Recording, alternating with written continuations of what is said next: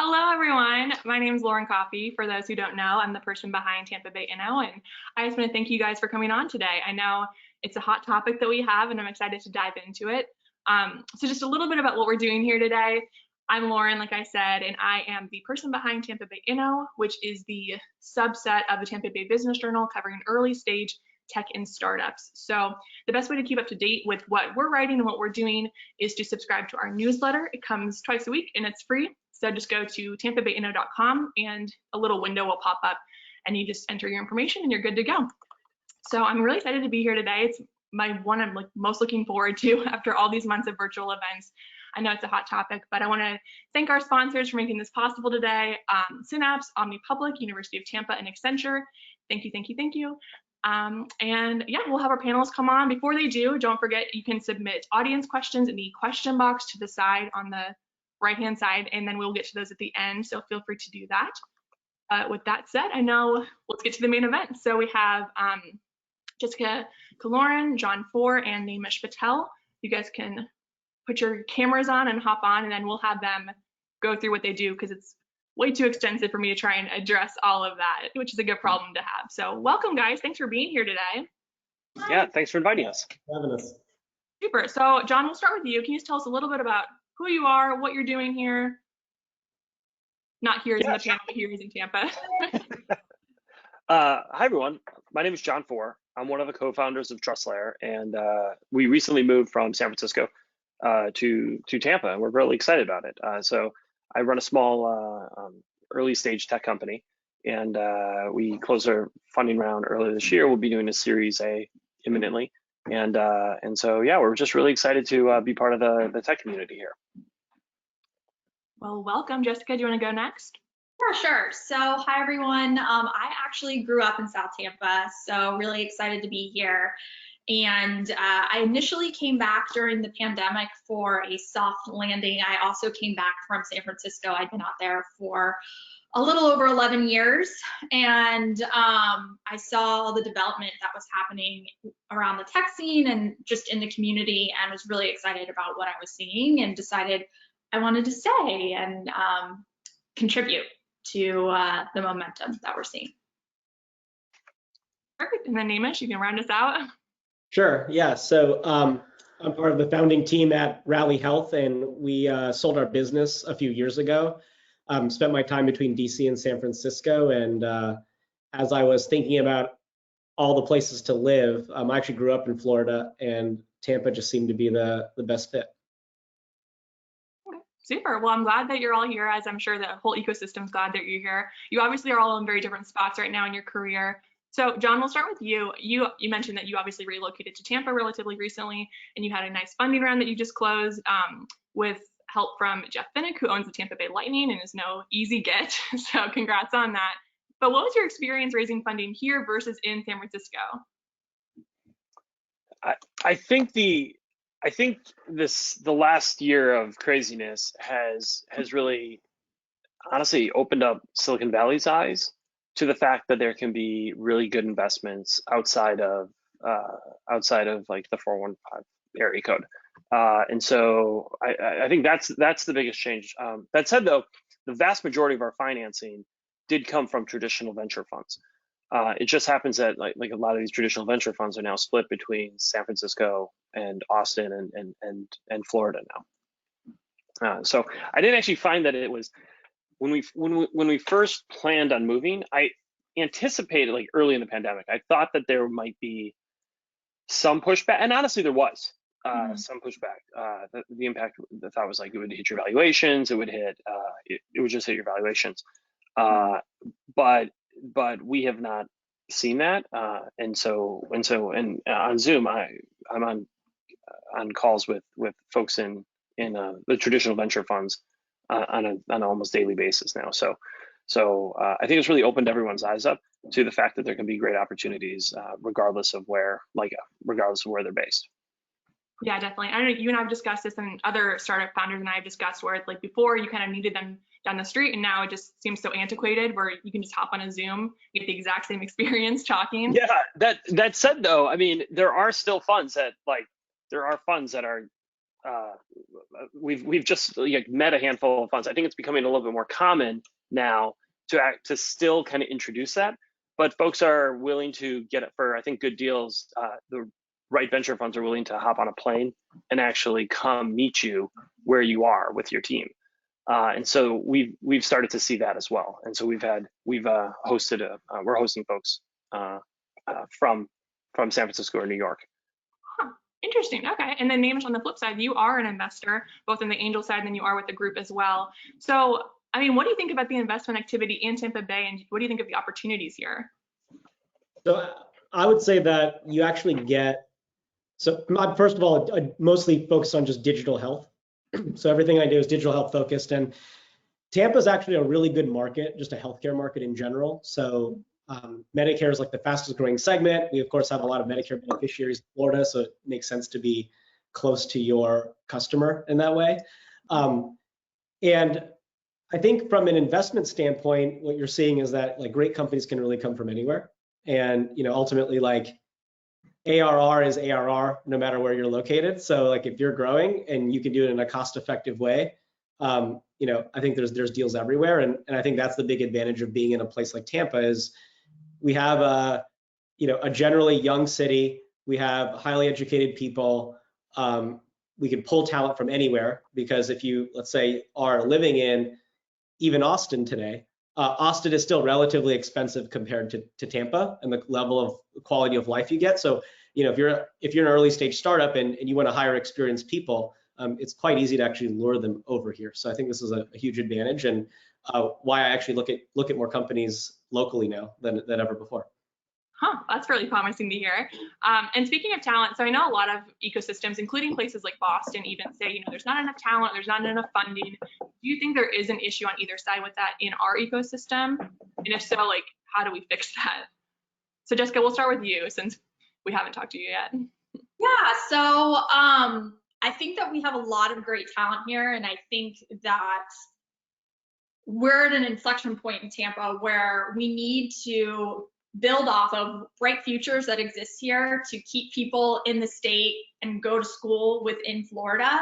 I think there's a big miss from the time people are in college to what they do for their first job. And a lot of people traditionally, it's been called the brain drain, where our top talent ends up leaving Florida, and we want to stop that. We want to mitigate that so that the best and the brightest, they stay here for college. And then there are opportunities that are in the future of work where the industries are really innovative and really exciting. And so I think Tampa's at an inflection point where we have the opportunity from a talent perspective to take a look at that gap and make sure that we're getting on platforms like Handshake and getting on site in a way that's scalable at these local schools to let them know about the opportunities that are available in Tampa and in the broader region. Also working with the other regions, and then I think attracting talent. So back to what Naimish said, cost of living is advantageous versus a lot of these other markets. It's kind of ours to lose. And one thing I will say that I think is an opportunity where I've noticed there's a little bit of a disconnect is, yes, people want to live in a place where it's more advantageous from a cost of living perspective, but we want to make sure that we're recognizing their value as well. So yes, cost of living is lower, but they're not going to take a lower salary and benefits package overall. We need to recognize that someone's value doesn't change depending upon which market they're in. And that's going to be the big game changer in attracting the best talent and the right talent to come to Tampa and feel really excited about it. I mean, honestly, look at all the pain points for some of these bigger cities. Tampa is just so easy. It's amazing. It's a great place to live. We're talking the talk. We need to walk the walk in terms of attracting the talent. Okay, love that. John or Naimish, want to add on? Sure. I mean, one thing I'd say is everyone complains about not being able to find talent. So it's not like a uniquely local problem. I mean, my old office was in Soma in San Francisco, and we still complained about not being able to get enough talent. So I think that's like an everywhere problem. The the way I would think about this is in a few ways. So the first is, yes, we need to be able to lure more people here over time. But I think there's something to be said for the community, and I think there's like a lot of just great people doing great work around here, like just building a community of founders, of entrepreneurs, of investors, and as that community starts to grow, I think that'll just attract more people over time. I don't think there's and ultimately the real pull of San Francisco or New York or even DC is that it's just the sheer number of founders. And if you've started a business or you're kind of doing this, then it's really having like that network of people who are doing it as well that is the most valuable. And I think that's why like the biggest thing we've got to do is just get more founders here, and that will attract others. Is that doing things like Jessica said, where it's, just talking to talent who already live here? Or is it just advertising, or how do we do that? It's a couple of things, I would say. So I would say the first thing is yeah, like we have to find, like I grew up in Sarasota, I went to UF, and then I left Florida, and I wasn't planning to ever come back. And then, so we sold our company, I had a kid, and I was like, oh, Florida seems pretty great.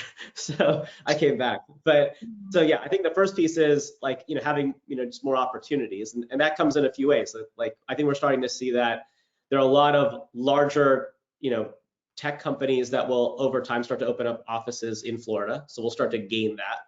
And that will help keep some folks here.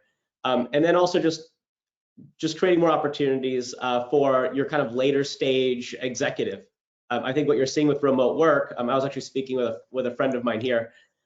He used to be able to hire someone for, let's say, $60,000 a year in Tampa, but now a company that paid that same job $100,000 a year in New York is letting people work remote. And if those people move to Tampa, they only take a $20,000 haircut, not a $40,000 haircut. So now, like, the average comp of jobs in Tampa are actually going up. So I think that's the big thing. I think you're gonna start to get more experienced talent, people who are kind of like in the middle stages of their careers, moving here, because the haircut you take for moving here is not as significant as it once was.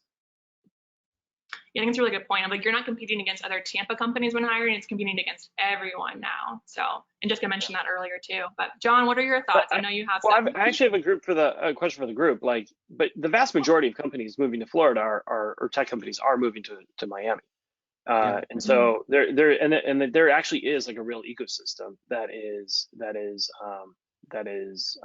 has developed there, and especially for the venture community down there. So what do you guys think that could be done that would actually make Tampa competitive? Which, by the way, now Miami's expensive as hell.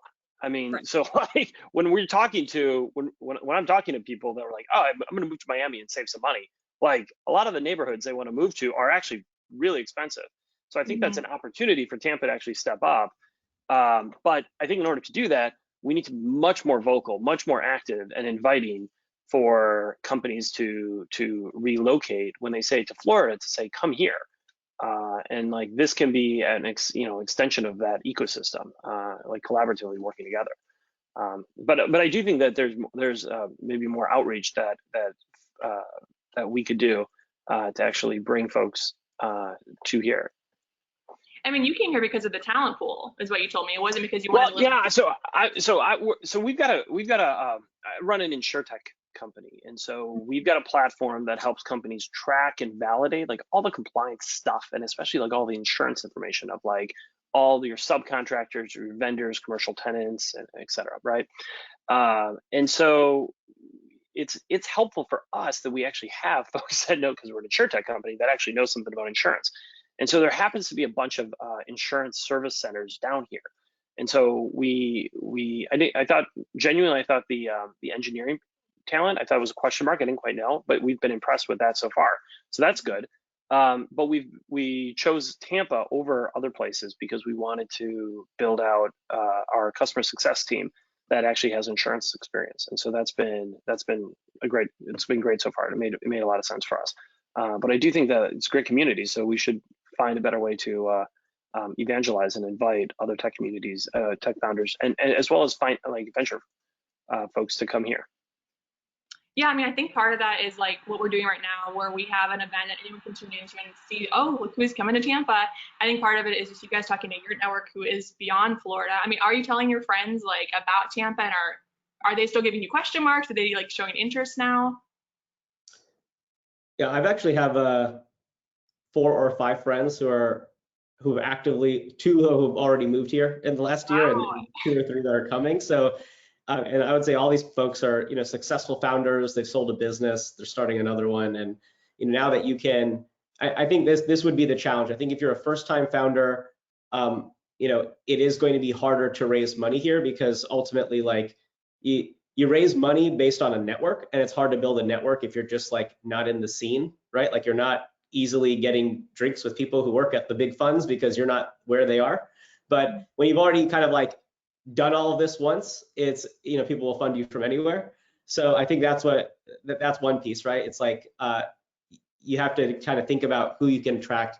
The other thing I think that this market can do is attract what I would call just like the bigger businesses, right? Like, marquee Fortune 500 headquarters. Like, we don't have that many in Tampa compared to Miami or Atlanta or any of the other major markets around us. As much as you might think, well, how does that relate to startups? It relates to startups in that if you had a bunch of big insurance companies move their headquarters here, you'd have even more talent for insurance, and then you'd have a lot more insurtech coming here. Same goes for healthcare, same goes for anything else. Like, those bigger businesses are anchors for talent and capital and know-how. And we could definitely be doing a better job at that.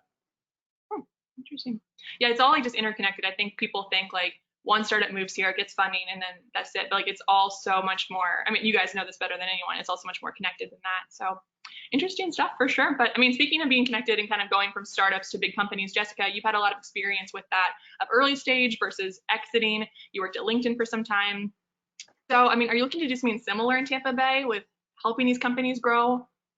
Yeah, I mean, that's why I stayed. I'd love to get involved from an advisor standpoint, helping startups with, I mean, John, you came from San Francisco, so there's probably not as much of a gap for you, but a lot of the founders who maybe haven't had exposure to those bigger markets where they're a little bit more progressive in terms of innovation and ideas. I mean, a lot of times you don't know what you don't know if you have always been in the same environment. And so I'm excited to help bridge the gap between, what is best in class on the West Coast and in some of those larger markets, to what's happening in Tampa and what we can do. And a lot of that, from a talent perspective, I mean, as basic as writing job descriptions and working at LinkedIn and a number of the startups that I worked for in the human capital space, it's amazing.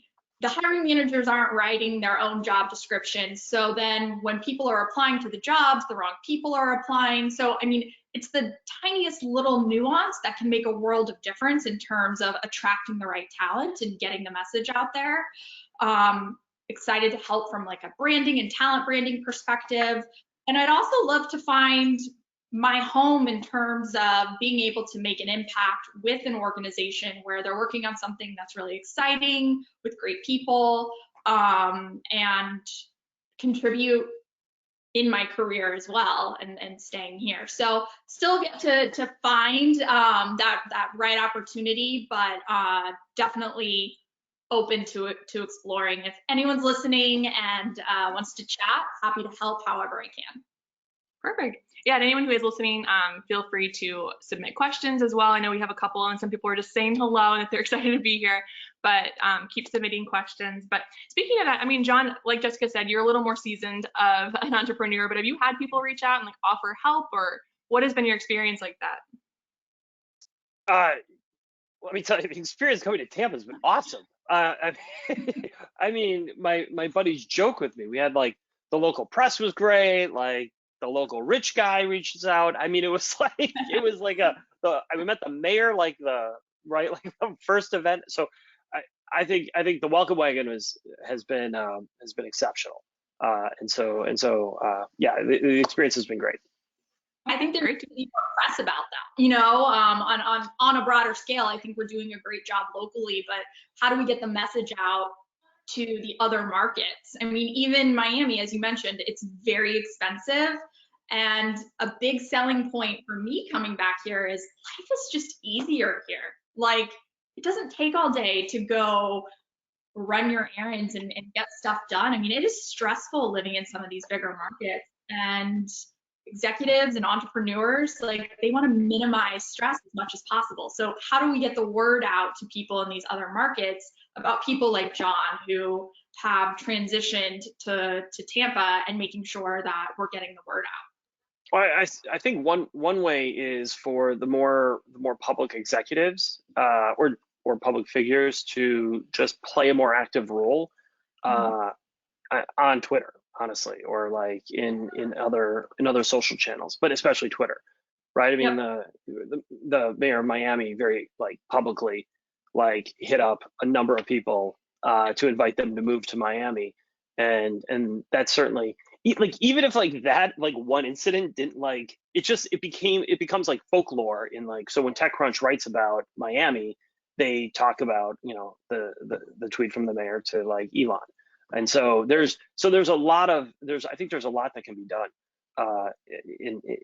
in that, and so we just need to play a more active role, or those that are like more public personalities or personas should be playing a more active role on social. Yeah, no, really good points. And kind of speaking of like what we need to improve upon, I know you guys all have the beauty of hindsight and new perspective. So we touched a lot about kind of what Tampa can improve upon a little bit, but what are some things, and we talked about like this on both ends of like, just what are some things that stood out to you right away that Tampa was doing really well, and then what are some things that we need to work on? So Naimish, we'll go to you since. Sure. So I would say we have an emerging kind of network building here, right? So it's a small network, but I think what's really great is, for the most part, everyone here is really open to connecting. Like, you know, I probably get like hundreds of messages a week, but if someone from Tampa contacts me, like, I'll probably make the time for them because they're here. So, and I think that's true of a lot of people who live in Tampa. I've got a number of friends who are, you know, public company executives, and they all live in Tampa. They're just not advertising themselves as living here. But like, kind of like what John said, if these people also get more vocal, it'll make a difference. But yeah, I think that's a big piece of it, is just getting more people to talk about us. Are we doing anything well that we should leverage upon? Oh yeah, I mean, I mean, the community here is great. Like, I just can't say enough about like how easy it is to meet anyone. Like, you can like kind of like I would say like it's really easy to meet all the local rich guys if you want to meet all the local rich guys, right? It's not difficult. Everyone is super good, and I think that's probably the thing we're doing the best is like we're really good about if you're a high quality founder and you meet one person, that one person is willing to introduce you to like 50 people like in a week. And I think that's what's great about Tampa is we're all kind of like helping each other out. You know, if you go to New York and you're a high quality founder, like the one person you talk to doesn't want you to talk to anyone else because they're trying to like get the deal, right? So it's a little bit different. And so I think that's an advantage we have for sure. Great. Jessica, what are your thoughts? I know you touched on it kind of in your previous answers. No, I agree with Naimish. I think that the community is really excited and eager about this momentum that Tampa Bay has, and they want to help, they want to contribute, and it's really easy to get introductions with, which honestly, getting your foot in the door is the hardest part, and getting in front of people is the hardest part. And so I think that definitely is an advantage. There aren't a lot of egos like there are in some of the bigger markets, and just more willing to sit down with people. Something that I definitely think is an opportunity to help with attracting and maintaining talent would just be from a compensation perspective. That is a big thing. I'm hearing it across the board, and making sure that we're staying competitive with these other markets, even though the cost of living is lower here. Let's take the pain points from the other markets and make it more advantageous and kind of a no-brainer to want to come here. The answer's there. It's just a matter of, as I said before, you know, matching words and actions. And we can do that. I mean, it's just a matter of doing it. Right, definitely. John, any thoughts? We recently joined Embark, which is one of the, I actually don't know, are they considered an accelerator or like they're more of like a workspace? Yeah, and innovation, perfect. So like I love these guys. The experience has been great. Everyone's super friendly. They allow us to like flex where we have like, some days we only have a few people in the office, but then like some days it's like we've got like 15 people in the office. And so I think that having that type of group really, and like kind of consolidating has been a great experience. And I know there's a number of other groups here. I just haven't worked with them yet. Like Wave, I think I've heard nice things about them. But yeah, our experience with Embark has been great. And yeah, if anyone, seriously, if anyone does go to Embark, drop by. We have an office there, and so just swing by our little office. Super. Yeah. Oh, sorry. Go ahead. I was going to say, I actually met John there serendipitously before we found out we were on this panel, but highly encourage any entrepreneurs or investors to actually reach out. Sorry, Allie, if you're going to get inundated with emails, but to reach out to Allie Felix over at Embark and go take a look at what they're doing over there. It's really exciting. Yeah, I mean, shout out to Embark and Allie Felix specifically. That's how I got all these people's names to even connect with them for this panel. So she was a lifesaver in connecting me with them, just because you don't know who's here, but they have like a whole literal Rolodex of people who have moved here. So big shout out to what they're doing over there. Okay, kind of switching gears a little bit. So I mean, obviously you guys all moved down here, and we talked about kind of the move to Miami and Florida in general. Do you think that interest from executives in Florida will continue to come in the coming months, or have we already hit the peak and now it's just kind of going downhill? Sounds negative, but just coming to a kind of a slower pace? I'd say it's going to continue. If you think about it, and I think it's really specific, I think, to technology, right? Like if you work in tech, you really can work anywhere. So I think we're going to keep seeing the move of people who want to come to Florida. Like that's probably like a forever thing that will keep happening. I imagine it probably won't continue at the same pace, but it'll keep happening. And one of the things that I'm starting to see more and more is like right now, it's really like people and their money moving here. It's not so many companies with jobs moving here yet, but I think that'll follow eventually, right? Like once you get enough of an investment community, enough of a group of people who are ready to start, and when we start to get like, there are a lot of early stage companies here, but some number of them are going to end up being wildly successful, and those will start to anchor a reputation for Tampa. And I think where it's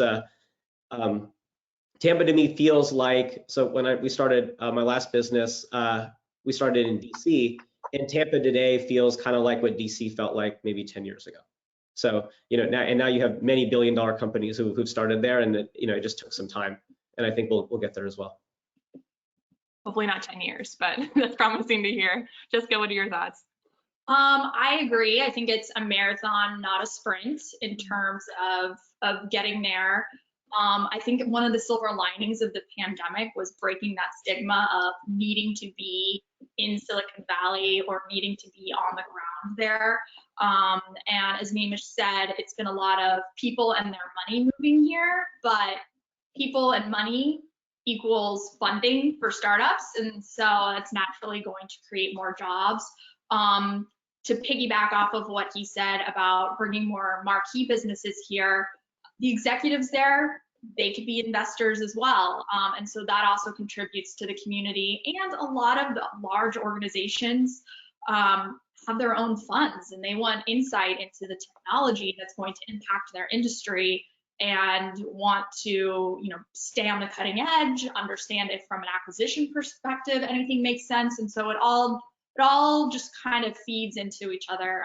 And it will take time. It's not something that is going to happen overnight. And I agree, I think the pace might slow a little bit than what we saw in 2020. But now that the door's open, I think that the world is our oyster, and we need to continue trying to attract mid-level and also high-level executives. And I'd also say that it's almost like we do have this kind of unique opportunity where there's a finite amount of time for us to kind of like make Tampa a thing. Right now, there is a ton of money chasing very few really good deals. And so like right now it's a lot easier to get funding here than it would have been before, and maybe it'll be later. So now's the time. If you can attract the right talent, if you can bring the right people here, that'll build a base here that will last for a long time if we can keep the momentum going. And I think just a lot of what's happening here will do that. Like, just think about all the development that's happening here, all the people moving here. Like, it is significantly better from when I grew up around here. It's like a totally different place altogether, and I can only see it like continuing. Why do you think it would be harder in the future to get funding? Well, if you think, like, right now, essentially everyone's chasing returns, right? So like when I have some business I'm an investor in where traditionally you'd only go to like some number of VCs to raise money, and now you have even like some hedge funds looking at venture deals, right? And hedge funds don't typically look at those deals, but everyone's chasing returns. And so that's just like the reality of where we are. Everyone's going to look for returns, and there's just more money out there right now than there is. It's just a cycle. This happens every now and then. So this is probably like if you're in digital health, at least, like, this is like one of the easiest times ever to raise money. I've never seen so many businesses get so much money actually as they are right now. That's like every industry. I mean, it's insurance tech with John, it's education technology, it's health technology. It's kind of like people that took forever to adapt these technologies are now like, oh my gosh, we need these like yesterday. So yeah, exciting time for sure. John, what do you think? Do you think more founders will be like you and come in? That's a really good point. I mean, like, now is probably easier than the good times won't always last, but right now we are in very good times, and we should. I think we should capitalize on that as soon, like, as much as possible, because things at some point will change. And we already started seeing that, right? I mean, more people, especially from like Miami, some of them are moving back to New York. But like, I haven't really seen that in Tampa though.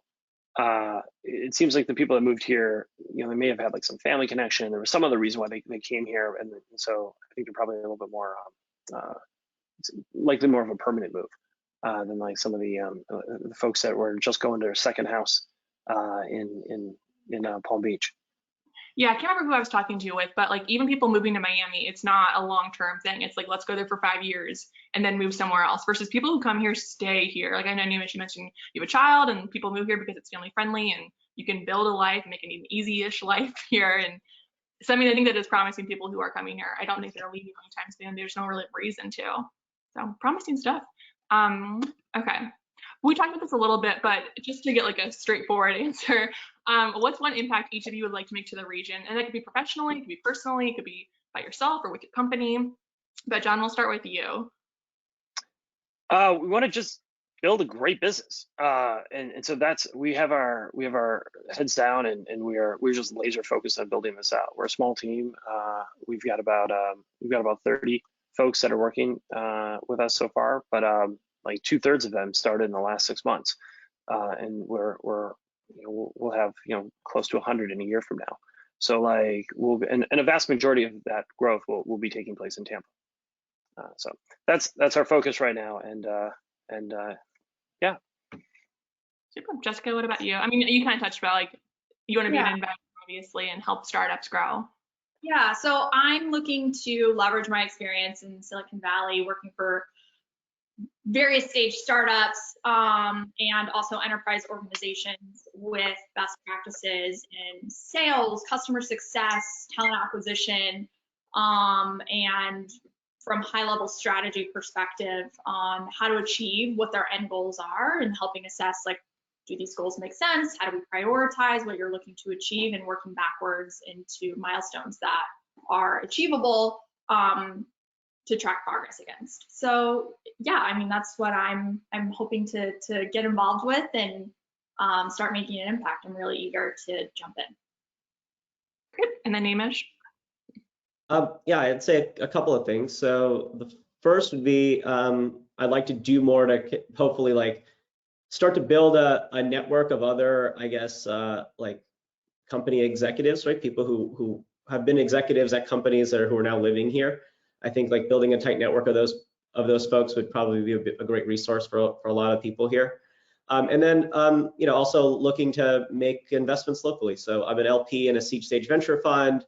I make my own direct investments. all healthcare related right now, but I think that's a way to help. And then also happy to meet any local founders and give them advice or support as needed, because it does take a community to help. Yeah, great. Well, we're excited to have you, like I said. We'll end on a fun one from me before we get to audience questions. So what is on your Tampa Bay bucket list now that things are kind of opening back up and are safer? Jessica, we'll start with you. Yeah, well, moving here during a global pandemic was interesting in terms of being able to explore a city that has drastically grown up since I was last living here. So really excited to just get out there and experience everything that's new from an arts and culture perspective, museums, restaurants. It used to be that if it wasn't Burns, it wasn't worth going because the food wasn't growing up here. Now there's so many restaurants across all different budgets that are amazing, and really excited to get out there and just get involved in the community, and also help with the network effect and helping with the tech scene in Tampa. So yeah. Cool. Naimish, what about you? I guess my bucket list, I have to think about that. Even though I live in Tampa, I think I seriously go to the beach like once a year. So I probably should just like go to the Don Cesar one of these days. I hear good things. I need to like go check that place out. But like, yeah, I basically spent most of my life living 10 minutes from a beach and I never go. So I'm probably gonna go do that one of these days. They have day passes now. You should go. It's really like for Instagram alone, you should go and get some pictures. So your friends what they're missing out on. John, what about you? I want to go to Burns at a Lightning game. Have you not been to Burns yet? I actually bought a house just a couple blocks away for this, the purpose of being able to go there often. So it's worth it. And then a Lightning game, you will just be. Yeah, we got to go soon now. So that'll be a bucket list that we'll hopefully hit up with the next week or so. Help you out with that. I know a guy. Perfect. No, that's the most Tampa thing ever. So that's awesome. Okay, so we have some good questions. We have one from Jill. So what would you consider the top networking events or organizations that we can be a part of to welcome new tech organizations? I'd really like to introduce myself to the incoming companies and talk about partnerships. So I'll answer this first. I mean, there's obviously Embark Collective, there's Tampa Bay Wave, there's Synapse, which their summit. That's probably the best way to meet people just organically. So those are the top. Tampa Bay Tech, Tampa Bay Innovation Center over in St. Pete. Am I missing any guys, or do you have any other networking events? Is a good. I just think of Synapse Summit, but are there other ones? I can't think of any events, but I've pretty much been living here mostly during COVID, so maybe a bunch of them will start soon. But yeah, I mean, I can't say enough good things about Embark. I'd say just swing by and go say hi. I'm sure they'll connect you to everyone you need to meet. Okay, super. From Hillary. And then speaking of Embark and all the others, so how did Tampa Bay's startup scene with the Wave, Embark, Bunker Labs is over in Ybor City, stack up against larger tech communities? So I can answer some of that. I think it stacks up in terms of it's just very small, right? What we have here is, I mean, there are individual funds in San Francisco bigger than our entire ecosystem here, right? So it's very small, and that's what I think that's really the only difference, right? We have all the right things, it's just at a smaller scale, and so that's an advantage or a disadvantage based on how you look at it. But the other thing I'd say is I think that there are certain specific types of businesses that even if they're early can be significantly more sophisticated. So John's business is an example of that, right? Being an insurtech here probably gives you a huge advantage. If you're in if you're selling anything to Medicare plans and you're here in Tampa, you probably have huge advantages. So that's another piece is healthcare, insurance, defense. There's a lot of just really deep industry knowledge in this local community, and I think those startups will be more sophisticated than startups at other places because we have that advantage here. Interesting. Is the number of organizations we have small though compared to bigger cities? I feel I listed up 7. It's the number. Yeah, it's definitely the number. It's the size. It's it's all of those things. Right? We don't have that many Fortune 500s here. We don't have that many, like, I may be wrong, but I can't think of any like really big top tier fund that has an office here, right? Like maybe someone has like a partner who has a vacation house in Clearwater or something like that, but that's probably it. So we don't have a lot of that stuff. But also, I would also say that like there's another way to think about this, which is when you go to some of these bigger markets, it's kind of like everyone's just trying to see like, well, you know, is this like a unicorn company or not, right? Well, there's still lots of great companies between 10 million and $1 billion, right? There are a lot of really amazing 100 million, $200 million companies that can get built. And that's another way to think about the Tampa ecosystem is like, one, the valuations will be probably more favorable to investors here. And you can still go build a really great, you know, $100, $200 million business here all day long. And so that's another way to just frame it. Interesting. John or Jessica, do you know if it stacks up or is it still Well, kind of... I don't think we need to. I mean, if you live here, if you're a young person here, you can have a conversation with Zoom over like with someone who's not here as well. So you can hit up like if you love marketing, right, and you want to be like one of the best like growth marketers, just like you can hit up people regardless of where they are.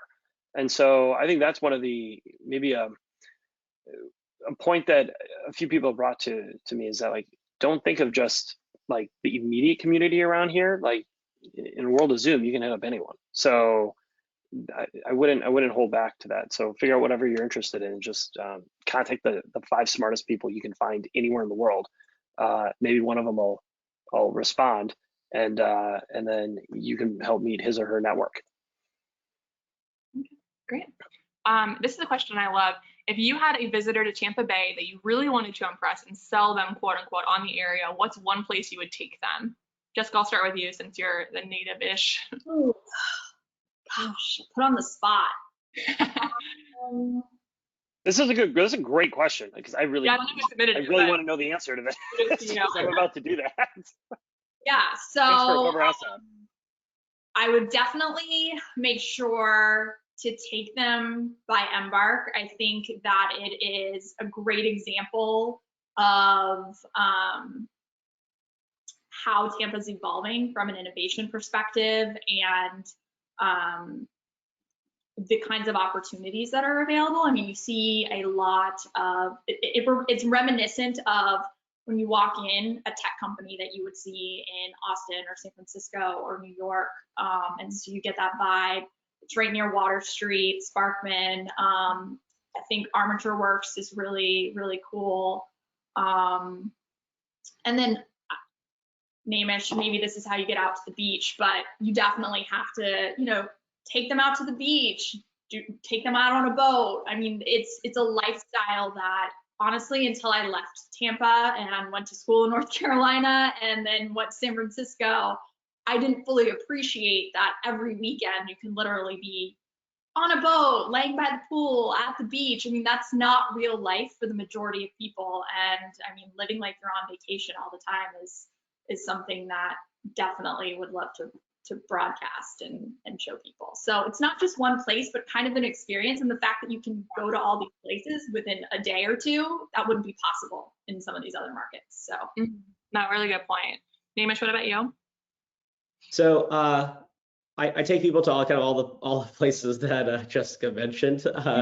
So I take people to all those places, and then I mean I think the things that always sell it is like take someone out on a boat in Tampa and like it's pretty much sold, especially if there's someone coming here from like New York, Chicago, or California. Like they can get like a South Tampa mansion and a boat for the cost of like a trailer in San Francisco. So like it's a pretty easy sell once you get there. Yeah, just a dock in Lake Tahoe, which a lot of people have vacation homes out in the other Bay Area in San Francisco. A dock is over $1 million, just the dock, not with any land or a boat. So I mean, in terms of being able to facilitate accessibility to water and that lifestyle, I mean, it's not a tough sell. So yeah. Got it. John, you got some answers now? Yeah, I got some answers. So we're bringing our team down actually the beginning of June. So I'm gonna we're flying down our whole team in the country to Tampa. So these are all great ideas because that's what we're looking for. That's actually something I'm doing as well. So I'm sort of I have a distributed team of people all over the country, and I'm just really using Tampa as like my personal hotel and convention center, because everyone has, like, no one has any problem, taking a Florida vacation 4 times a year and coming down here. So it's easy to get people to want to travel here. Oh, for sure. Yeah, there's no arm twisting involved in that. And actually, one other thing I would say that's like a huge selling point. So the reality of being in Tampa is you've just gotta like be willing to travel, right? Like now that things are open again, like you just gotta be willing to get on a plane and just like go work in New York or San Francisco, one of these places for like a few weeks at a time and just like get out there. And like I cannot undersell the value of just like how great our airport has become. Like since it's been renovated, like it's a super nice airport. It's really easy to access. Like I can wake up and be like in the plane within an hour. Like can't do that in San Francisco, can't do that in DC, definitely can't do that in New York. It's an enormous advantage that we have. It's just the quality of airport, which like I think that's something that we always forget, is like the airport is like such a huge advantage for us in luring talent down here. I think feel like mentioned TPA all the time. Like I think it's the most beloved airport in America. I feel like everyone who goes there like just it's one of my like in my old business. I think I used to fly like hundreds of thousands of miles a year. I was like platinum on every major airline at one point, and Tampa is one of my favorite airports in the country to fly in and out of. So, and I have like I actually have a list of my favorite airports that I like going to. So yeah, Tampa's definitely up there, and just I think like that is just an enormous advantage we have, and why a lot of people I know who are larger company executives move here is because they can make it work, right? Even if you wake up in the morning and you go fly somewhere, maybe you're in consulting or something like that, you're on projects. I mean, we make it easy to be here. Yeah, for sure. Okay, switching gears a little bit, a question from Arnulfo Perez. How do you see the future of work post-COVID? People going back to the office, staying home, both? So John, I mean, what about you? What are your people doing? So a couple of things. One, I actually had our staff, a number of folks on the staff were like begging to come back into an office, which was a message sent. So now that everyone who can be vaccinated are the adults who can be vaccinated, like are now mostly vaccinated.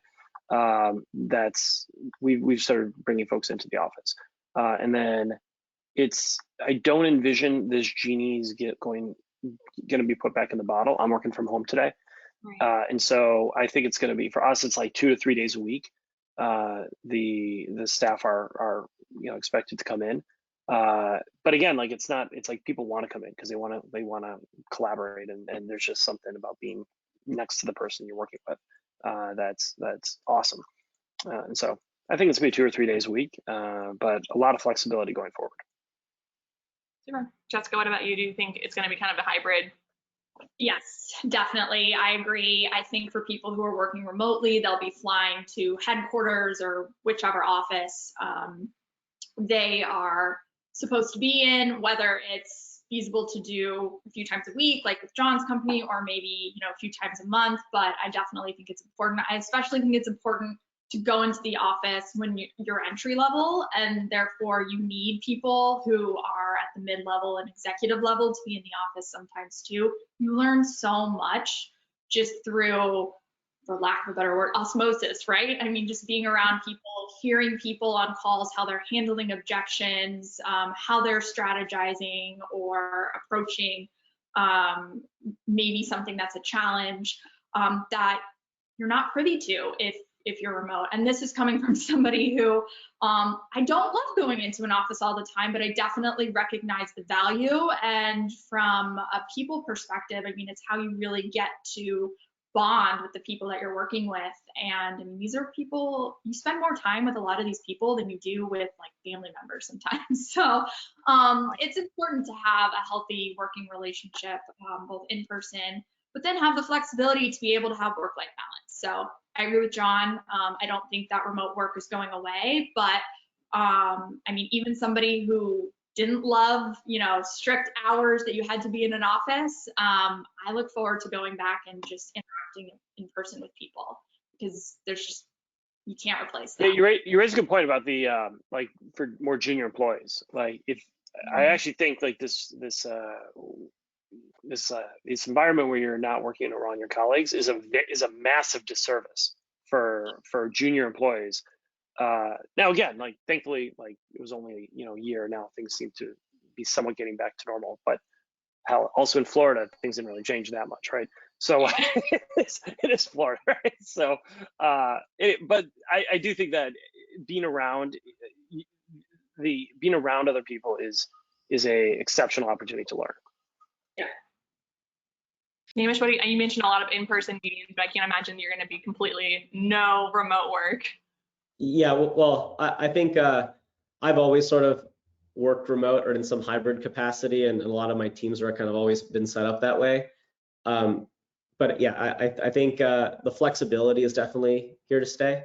I think what's good about this is, especially if you're an early stage company, right? Like you're pretty much 24/7 anyways. So like you might as well give people the flexibility to just do what they want, because like you pretty much have them 100% of their time when they're not, except for when they're sleeping. So that's just kind of how it goes.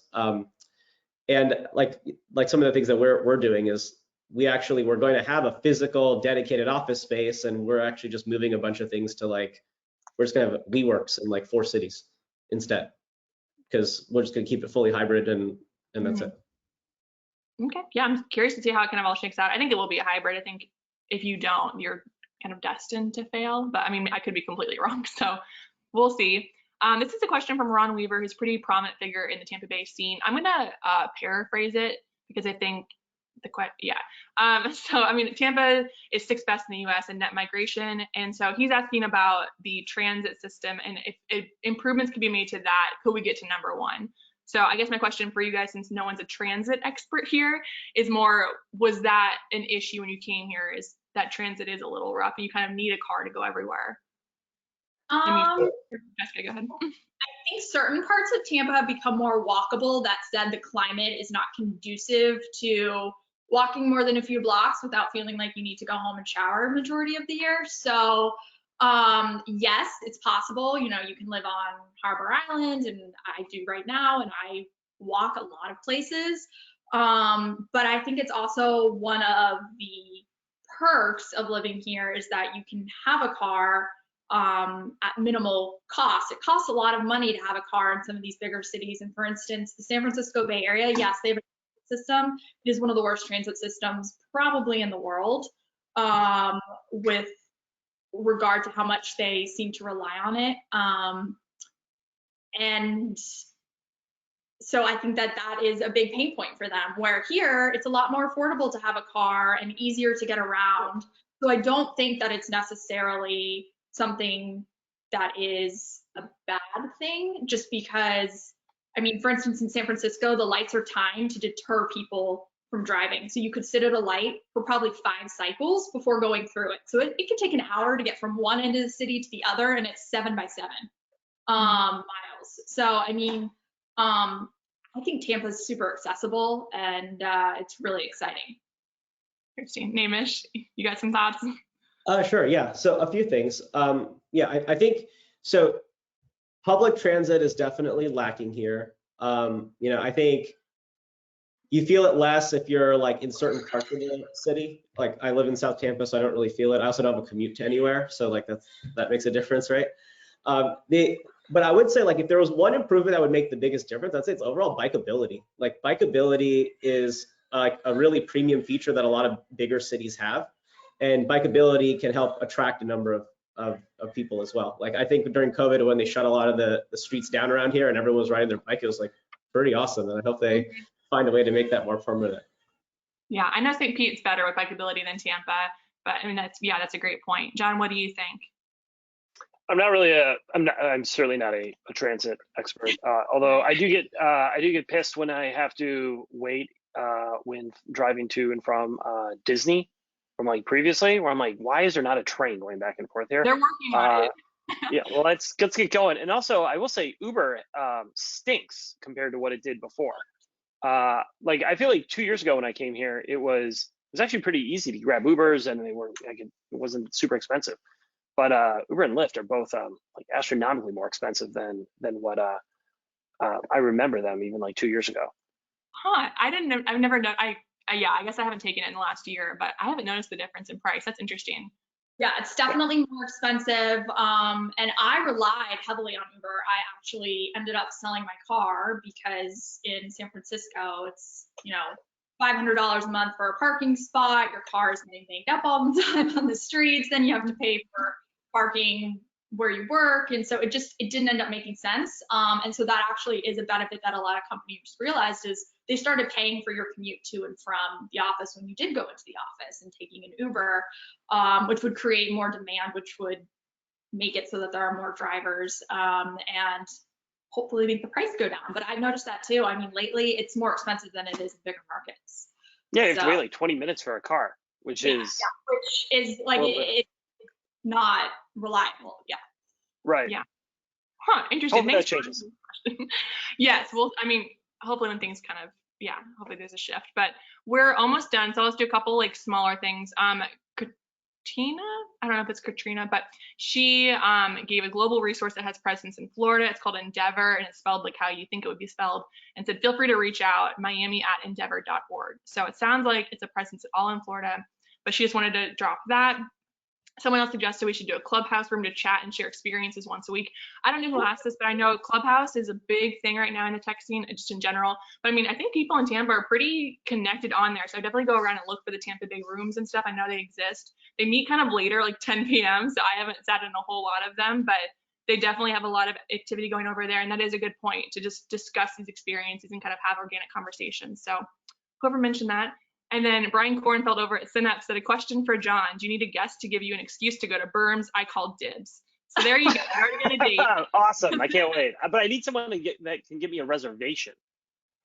We called and it was like, can't get a reservation until like July or something. Yeah, so it's kind of bananas. I have a feeling Brian will help you out with that. Yeah, Brian knows a guy. I love that. So we are, I'm sorry, selfish plug, we are aggressively hiring. If you are looking for a job in Tampa, you want to join a fast growing tech company, give me an email, please. Give me a shout out. You hit me up on LinkedIn or it's john@TrustLayer.io.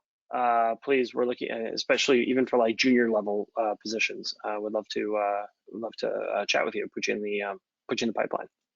John, I actually have an interesting story there. I have a friend who was actually going to leave Tampa to move to Austin, and I think he got a job working for you. So kudos to you. You're keeping people here. Worked out pretty well. Yeah, so we gotta grab them before the brain drain happens. We're happy to. Awesome. The experience thus far has been great. Everyone's been really welcoming, and now I'm finally. I feel like now I'm actually moving to Tampa, despite the fact we've been here for 6 months. Just the fact that everyone's like, we're going out now, and we were a little more buttoned up before that. So, thanks for inviting us to this thing. Yes, I mean, congratulations for moving on down here. We're so happy to have you guys, and thank you again for sitting on our panel. Really appreciate it, and thank you to all our people asking so many great questions. It was a fun time. So, and thanks to our sponsors, University of Tampa, Synapse, OmniPublic, and Accenture. Appreciate that. But otherwise, I think have a great day, everyone. Yeah, and there'll be a recap up later today on this if you missed it or want to share it or whatever, and spread the word that Tampa's great. So I think we're good. But otherwise, thank you, everyone. All right, thank you. I see y'all.